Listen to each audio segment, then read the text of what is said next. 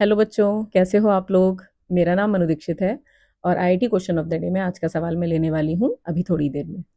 बेटा, IIT question of the day series में जो मेरा लक्ष्य है इस सीरीज को अपलोड करने का, कि डेली मैं एक क्वेश्चन अपलोड कर रही हूँ, उसके पीछे सोच ये है बेटा कि मैं आपके अंदर डेली बेसिस पे एक छोटी हैबिट डेवलप करना चाह रही हूँ। कंसिस्टेंसी डेवलप करना चाह रही हूँ आपके अंदर। कंसिस्टेंसी बेटा थोड़ी बोरिंग लगती है बट आपको एक्स्ट्रा ऑर्डिनरी बनाती है। ठीक। दूसरी चीज, रोज आपके सामने अलग अलग चैप्टर्स के क्वेश्चन आएंगे। ठीक है, तो इससे आपका पूरा चैप्टर का रिवीजन होता रहेगा और हर एक क्वेश्चन एक स्पेसिफिक कंसेप्ट पे बेस्ड होता है, तो नेचुरली आपका वो कंसेप्ट स्ट्रांग हो जाएगा। और जब आप एक क्वेश्चन कर लेते हैं ना बेटा, तो आपके अंदर एक ऐसा लगता है कि आपने कुछ अचीव कर लिया खुद से, है ना। तो एक छोटी सी अचीवमेंट की फील आती है जो आपको मोटिवेटेड रखती है ना। लेकिन मैं ये मानती हूँ बच्चों कि आपको किसी और के मोटिवेशन की जरूरत नहीं होनी चाहिए, आपको सेल्फ डिसिप्लिन रहना चाहिए, जो कि बहुत मुश्किल होता है। तो मैं उन बच्चों को जो खुद से वो आदत नहीं डाल पाते या रह जाता है, वो सिर्फ इस सोच से कि लाओ मैम ने क्वेश्चन डाला होगा, लाओ देख लेते हैं, तो मैं उन बच्चों को थोड़ा पुश और थोड़ा सपोर्ट करने के लिए सीरीज मैंने शुरू की है। तो आप लोग डेली इस IIT question of the day को फॉलो करें और जो मैं एक क्वेश्चन ले रही हूँ, आप उससे रिलेटेड कम से कम 10 सवाल करें। शुरू 5 से करें, 5 से 6 करें, 6 से 7 करें, 7 से 8, 8 से 9, 9 से 10, और फिर वो चीज एक दिन आप 25 सवाल रोज पर ले जाएं। तो देखिए आपको ये बहुत ही बेहतरीन रिजल्ट मिलेगा इस छोटी सी चीज से। ठीक है, और ऑल द वेरी बेस्ट। लेते हैं आज का सवाल। देखो बेटा, ये क्वेश्चन है, अ प्लेन पोलराइज लाइट। कैसी लाइट है बेटा? प्लेन पोलराइज ब्लू लाइट है, इंसिडेंट कर रही है प्रिज्म पे, और there is no reflection from the surface of prism. इस प्रिज्म के सरफेस से कोई रिफ्लेक्शन नहीं हो रहा है। The angle of deviation for the emergent ray is 60 degree for 60 degree in that is in figure 1। The angle of minimum deviation for red light from same prism. Red light के लिए same light है, plane polarise light है, red light है, same prism है, लेकिन उसके लिए minimum angle of deviation दिया हुआ है 30 degree. Refractive index of prism material for blue light is √3। तो which of the following statements are और इज करेक्ट। ठीक है, तो करते हैं सवाल को। इससे पहले देखिए कंसेप्ट इसमें यहाँ पे पोलराइजेशन का है, तो मैं आपको बेसिक बात बता दूं जिसपे ये सवाल बेस्ड है, उसके बाद ये सवाल में कुछ नहीं बचता। बेटा, जब किसी सरफेस पे लाइट गिरती है तो उसमें जो लाइट होती है उसमें ये वाले वाइब्रेशंस भी होते हैं, ठीक है, और ये वाले भी होते हैं। ये वाले का मतलब ऐसे ऐसे और ऐसे ऐसे दोनों वाइब्रेशंस है लाइट में, ये वाले और ये वाले। ठीक, तो दोनों वाइब्रेशन। तो ये लाइट जब सरफेस पे गिरती है तो ये बेटा रिफ्लेक्ट भी होती है, ये इंसिडेंट लाइट हो गई और ये रिफ्लेक्टेड हो गई, और ये हो गई बेटा, यहाँ पे मैंने नॉर्मल ड्रॉ किया, और ये हो गई रिफ्रैक्टेड लाइट। रिफ्रैक्टेड लाइट, ठीक। तो अगर ये नॉर्मल किसी भी एंगल पे गिर रहा है ये, ठीक है, तो इसमें ये वाले वाइब्रेशंस तो होते ही हैं जो रिफ्लेक्टेड रे होती है, कुछ ये भी होते हैं कुछ, ठीक है, ये तो सारे ही होंगे इसमें ऐसे वाले, लेकिन ये वाले वाइब्रेशंस भी कुछ होते हैं। लेकिन जो रिफ्रैक्टेड रे होती है बेटा उसमें दोनों होते हैं, ऐसे ऐसे भी और ये वाले वाइब्रेशंस भी। तो ये होती है नॉर्मल बात, बेसिक बात। लेकिन अगर यही लाइट रे बेटा, ये जो लाइट रे गिरी जिसमें ये वाइब्रेशंस भी हैं और ऐसे ऐसे वाइब्रेशंस भी हैं, ऐसे ऐसे वाइब्रेशन भी हैं और ऐसे ऐसे वाइब्रेशन भी हैं, वो अगर एक स्पेशल एंगल पे गिरती है जिसको हम बोलते हैं ब्रूस्टर एंगल IB, तो ये जो रिफ्लेक्टेड लाइट होती है बेटा, ये बिल्कुल, ये देखो इस समय जो हुई थी ये पार्शियली पोलराइज थी, है ना, पार्शियली पोलराइज लाइट थी, इसमें ये वाले वाइब्रेशंस भी थे, ये वाले भी थे, और ये पूरी तरह अनपोलराइज थी। ये कैसी थी? अनपोलराइज्ड। और ये कैसी थी? Partially polarised. ठीक है, और ये मैं जनरल केस बता रही हूँ बेटा, फिर मैं क्वेश्चन पे आऊंगी। इसमें देखो, इसमें जब मैंने इस पे लाइट रे गिराई, यही वाली जिसमें ये वाले वाइब्रेशंस भी हैं और ये भी हैं, तो और एक स्पेशल एंगल पे गिराया जिसको मैंने बोला ब्रूस्टर एंगल, ठीक है, तो ये जो रिफ्लेक्टेड लाइट होती है इसमें सिर्फ यही वाले वाइब्रेशंस होते हैं, यानी कि ये लाइट प्लेन पोलराइज्ड हो जाती है, कंप्लीटली प्लेन पोलराइज्ड हो जाती है, हाँ कि ना, यही वाले वाइब्रेशंस हैं इसमें। और इसमें दोनों होते हैं बेटा, ये वाले भी और ये वाले भी, ये वाले भी और ये वाले भी, ये वाले भी और ये वाले, मतलब इधर जो लाइट रिफ्लेक्ट होती है उसमें सिर्फ यही वाले वाइब्रेशंस होते हैं बेटा, ध्यान रखना। जो इधर लाइट रिफ्लेक्ट होती है उसमें सिर्फ यही वाले वाइब्रेशंस होंगे, अगर कितने एंगल पे लाइट गिरी है? ब्रूस्टर एंगल पे। और इस केस में रिफ्लेक्ट, ये जो रिफ्लेक्टेड रे हुई, ये रिफ्रैक्टेड रे हुई और ये रिफ्लेक्टेड हुई बेटा, रिफ्लेक्टेड हुई। इनके बीच में एंगल होता है 90 और इस एंगल को कहा जाता है ब्रूस्टर एंगल। और ब्रूस्टर एंगल का फॉर्मूला आता है tan IB = म्यू बेटा, ये होता है। ठीक, अब आप सवाल पे आइए। सवाल कह रहा है कि no reflection on the prism surface, यहाँ पे कोई रिफ्लेक्शन नहीं हो रहा। बेटा एक बात बताओ, अगर यहाँ से कोई रिफ्लेक्शन नहीं हो रहा मतलब उसमें ये वाली लाइट है ही नहीं। हाँ बिल्कुल सही बात है, यही बात है ना कि उसमें अगर इधर जाती तो यही वाली लाइट जाती। अब रिफ्लेक्शन हुआ ही नहीं मतलब ये वाली लाइट है ही नहीं उसमें। क्या समझ में आ रही बात? यानी कि लाइट कितने एंगल पे गिरी होगी? ब्रूस्टर एंगल पर गिरी होगी बेटा। जो लाइट गिरी होगी कितने एंगल पर गिरी होगी? ब्रूस्टर एंगल पर गिरी होगी। तभी तो ये वाली, भाई इधर कुछ तो पहुंचता, कुछ ये वाली तो पहुंचती, लेकिन ये वाली भी नहीं पहुंची। यानी कि सिर्फ ये वाली पहुंचनी थी लेकिन पहुंची नहीं, क्योंकि होंगी ही नहीं इसमें। यानी कि वो लाइट अगर ब्रूस्टर एंगल से किसी और एंगल पे गिरी होती और ये वाली लाइट रे नहीं होती उसमें, तो भी ये वाली तो पहुंचती इधर, कुछ तो पहुंची है देखो बेटा इधर। लेकिन ये वाली कब? इधर बिल्कुल भी नहीं पहुंचती अगर वो ब्रूस्टर एंगल पे गिरी हो लाइट। क्या मेरी बात समझ रहे हैं? फिर से सुनो बेटा, इस वाली जो रिफ्लेक्टेड लाइट होती है इसमें सिर्फ यही वाले वाइब्रेशंस जाते हैं, ये वाले। अब क्वेश्चन कह रहा है इधर नो रिफ्लेक्शन, कोई रिफ्लेक्शन हुआ ही नहीं है, मतलब इंसिडेंट लाइट में ये वाली लाइट थी ही नहीं, ये वाले वाइब्रेशंस थे ही नहीं, है ना।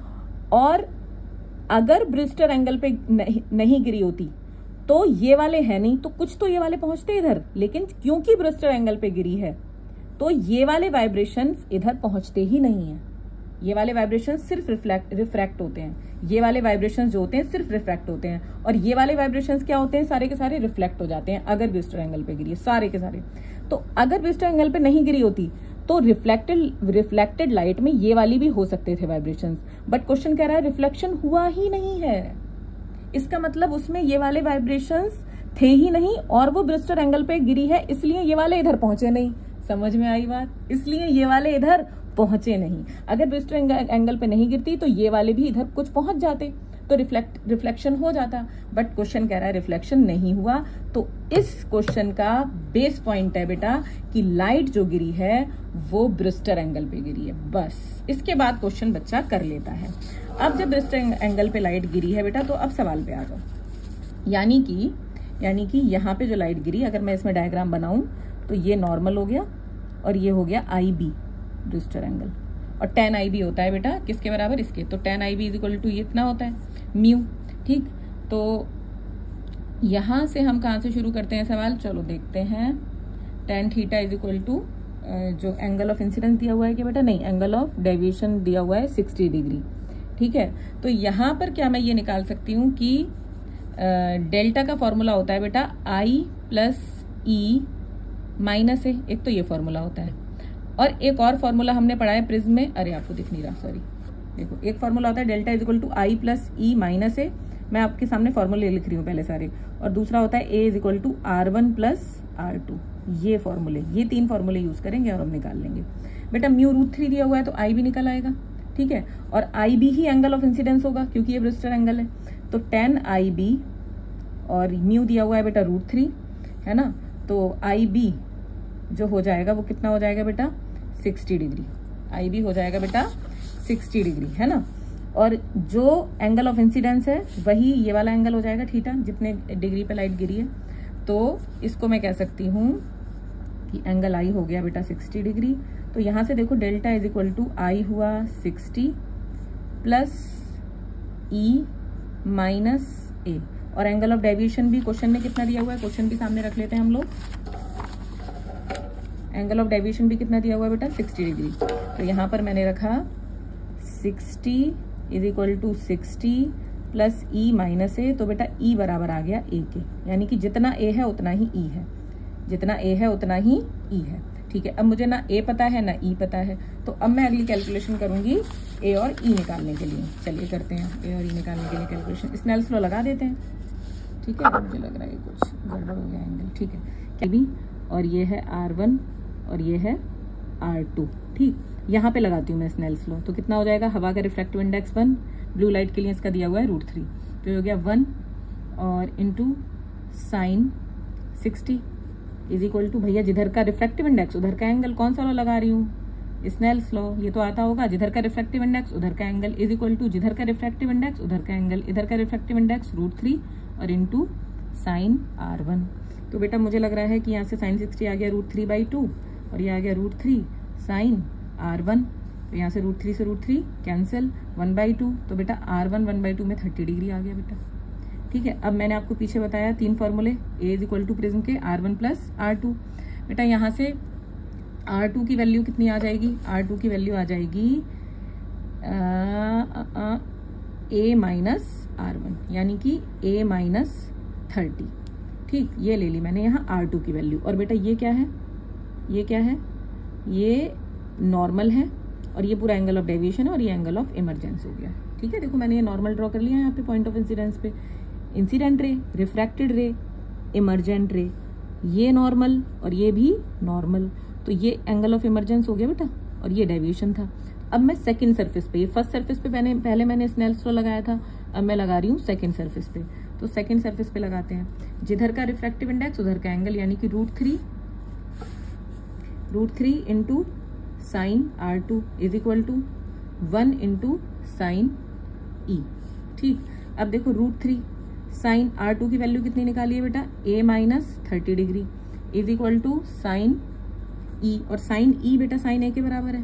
तो यहाँ से √3 और यहाँ पे मैं साइन A माइनस B का फॉर्मूला खोल दूँ, साइन A और साइन 30 की वैल्यू √3/2, कॉस 30 की value √3/2, sine A cos B minus cos A और साइन B, तो ये आ जाएगा बेटा √3/2 और is equal to sine A।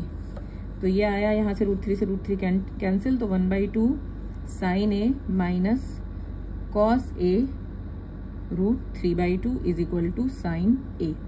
ठीक है, यहाँ पे देखो क्या हुआ, यहाँ से हमने ले लिया, यहाँ पे देखो, अरे ये मैंने 1/2 √3 हो जाएगा 3, साइन A से पूरी इक्वेशन को डिवाइड कर दो तो होगा 3/2 माइनस √3/2 और ये हो जाएगा बेटा cot A is equal to 1, sine A से पूरी इक्वेशन डिवाइड कर दी। तो बेटा यहाँ से जब आप कॉट A की वैल्यू निकालोगे तो ये आ जाएगी, अब बस कैलकुलेशन है, मेन पॉइंट वही ये था, कॉट A हो जाएगा बेटा 1/√3, तो A की वैल्यू आ गई बेटा 60 डिग्री, A की वैल्यू आ गई 60 डिग्री।